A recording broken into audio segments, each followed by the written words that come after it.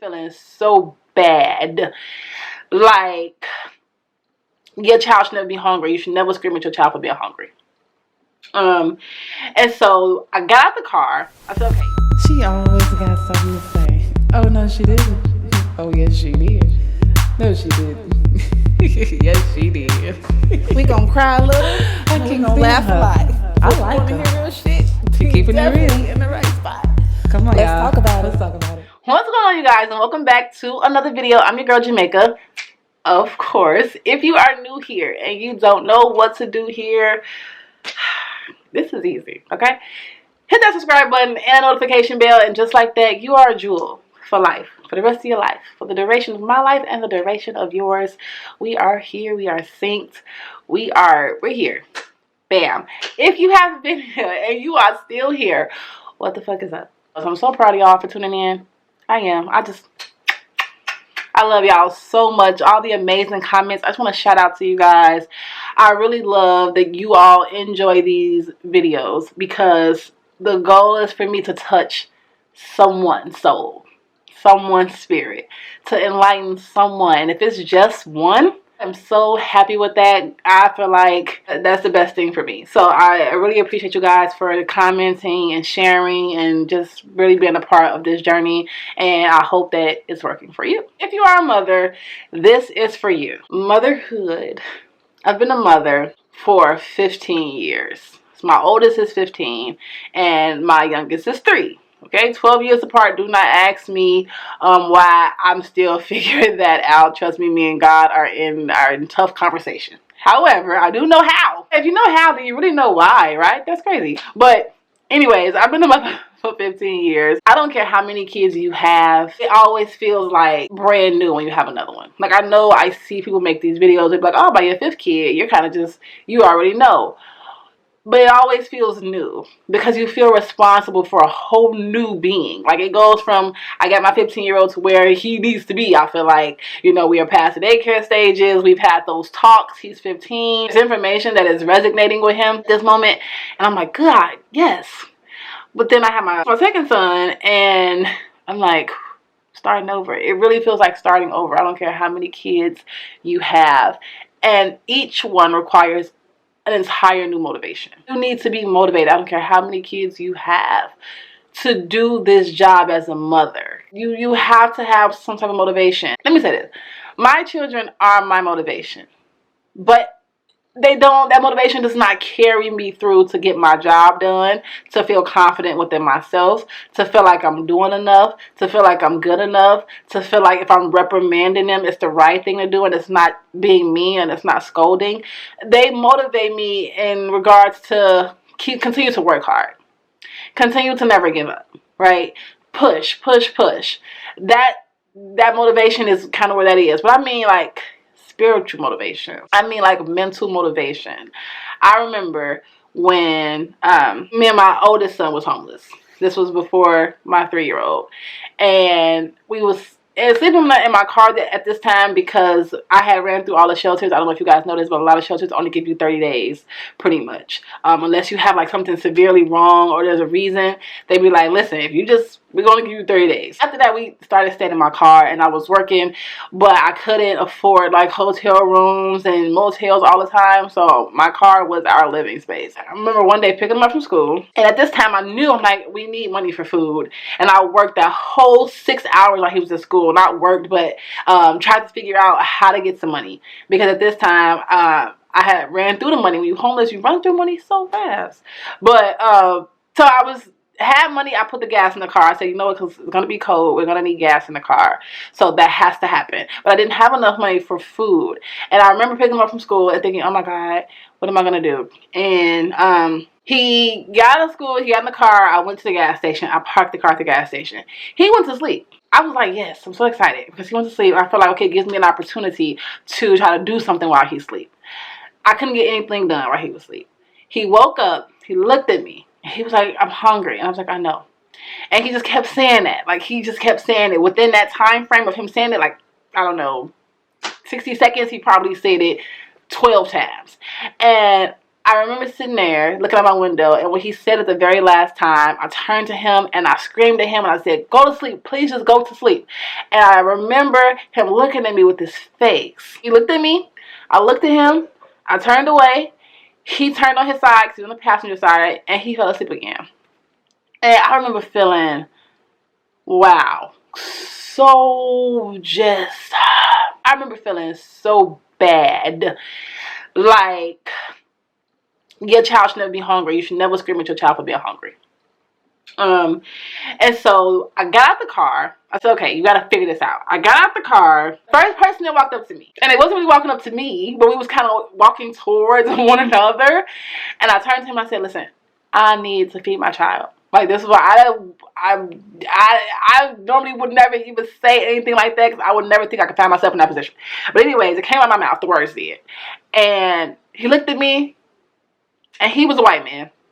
And he looked at me, and he gave me $20. And he put it in my hand. But he didn't just, like, give it to me. You know how you just give somebody something? Like, he had it in his hand, and he grabbed my hand so tight. And he was like, I understand. And I just, oh my God, I want to hug that man. I want to hug that man so tight. And I just remember saying, thank you. Oh my God, thank you so much. And so I went, I took the $20. I went and got my son some food. He woke up. I had his food. I had his drink. I wanted to make sure he had a lot. I got him what was thoughtful to get with $20. And he was so happy when he woke up and he ate it. You need a spiritual motivation for something like that. A lot of times I think, is that how God sees us? You know, like, no, because God can do all things, right? And we're human, so we cannot do all things. But does God ever look at us and be like, gosh, they need me? I know he does. Because I looked at my son like, oh my God, he needs me. The only difference was I was really trying to figure out what I could do. God is the powerful God of all things, so he could do anything in our lives. But I felt like God needs me to experience that so that I can gain that spiritual motivation. Being a mom on any level to however many kids you have requires something much greater than what we can get from those around us, than what we can get from our kids, than what we can get from our loved ones, than what we can get from just people outside, from church, from gospel music. We really need to find God and allow God to pour so much spiritual motivation in us, because it's hard. I remember wanting to kill myself and my son. I sat on the edge of that bridge. My thought was, I'm going to drive this car off. It was winter time. I'm going to drive us off this bridge. It was nighttime, really like 1, 2 in the morning. Like, nobody's ever going to know until the morning time. We'll be dead by then. That'll be perfect. And I sat there and I pondered that thought, and I prayed. When I say I pondered doing it, but it was because I was under prayer. I was so under prayer thinking, God, pour it into me right now. Pour it right now. All you got.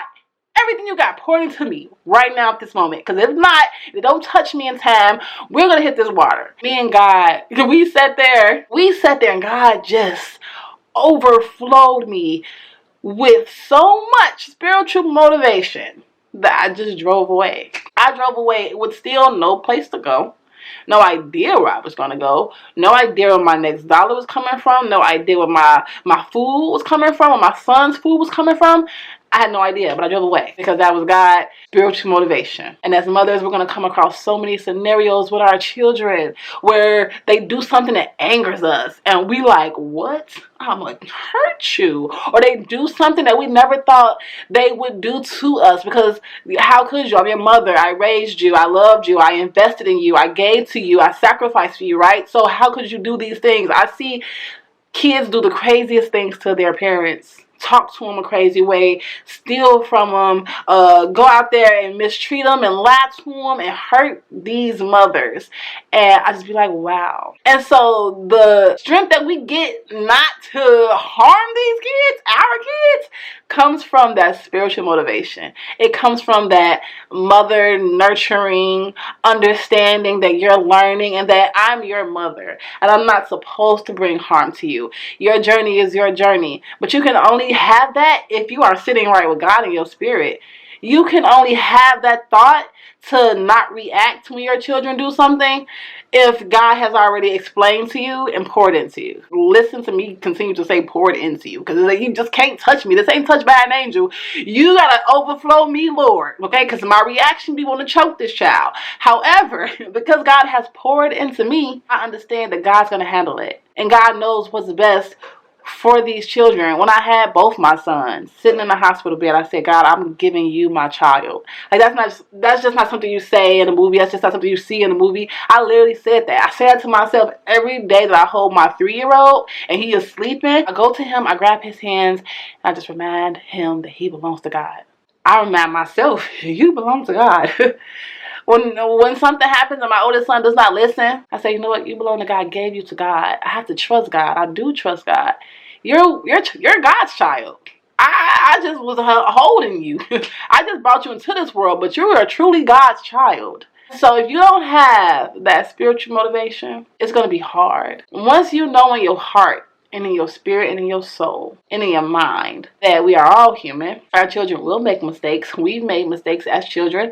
That's why we are able to get here as adults and tell our children by experience and educate them based on our experience. You'll feel not better, but you'll feel like, I understand that they're on a journey, but the journey is God. The journey you're finna walk. I tell my oldest son all the time, I don't know what decisions you're gonna make. I've raised you. I feel like I have taught you right from wrong. I know my teachings were not the best. I know that, you were homeless for 4 years. You experienced that the way I experienced that. But you're still going to make mistakes. But you still belong to God. And you still have to use your brain. You still have to use what I taught you and what you know and try to make the best decision, especially when you go out here into the world. It owes you nothing. I always pray for my kids. I pray for myself, I pray for my kids. If you are a mother, you need more than just the motivation of those surrounding you. That's good. It's good to have that. But you need that spiritual motivation. You need that motivation that only God can give to you. Because only God can stop you from doing something that's harmful to your kids because they made you this mad. And if you do not have a child that has ever made you so mad, then you are either blessed beyond measure or you don't know what I'm talking about. Them kids will push your buttons. Why? Because they are of you. Imagine how God feels when we go out there and we sin. We are of him. How bothered he is, but how he gives us grace and how he gives us opportunity. And so we have to give that to our children. But we can only give what we have. And if we don't have that spiritual motivation, if we don't have that motivation we need from God to pour into our kids, how can we pour it into our kids? You got to go get it from God. And when God gives it to you, you give it to them. And then you extend them grace. It's nothing like being a mother. It's nothing like being a parent. It's a beautiful experience. It's warming. And when you see them kids and realize how much they love you, is that going to stop them and prevent them from making mistakes? No. The love will never change. Look at God. Look at what we do and how God says my love for you will never decrease. It will never change. It will increase. That's how we have to look at our kids. And sometimes it's okay to go to God and say, I don't have enough motivation, God. I don't know how to give to my child. He just did this. He just committed a crime. He's going to go to jail for the rest of his life. He was accused of this. He did this. Help me continue to give the love to him that you give to me so that it gives him change. We have to be for our kids.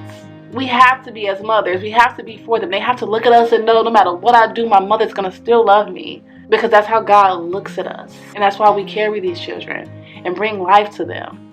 I hope this gives a mother somewhere some motivation. It's not the easiest job in the world. It's not easy at all. But we're mothers and we do it. We do it because we love them. We know how to love them because we know God loves us. And we need to extend it to them. But we can only give to them what God gives to us. And if God has not refueled your cup with that motivation you need to forgive your child and continue to be a mother at your highest and best level, then you need to go to him and say, God, I need to be refueled with it. Yeah, I almost hit him. I need to be refueled with it. Please refuel me right now. And he will. I promise you. So blessings to all you mothers out there. I know it's hard, but keep going. You guys are doing great. I understand the struggle. I'm a mother of 2, and some of y'all have 5 and 6 and 7 and 12. And oh my God. Power to you. But I love you guys. I hope this video helps someone, touches someone, and even have someone, if need be, go to God and say, look, Jamaica said I can come to you to be refueled, and I need to be refueled. And on that note, I'm gonna get out of here. Peace.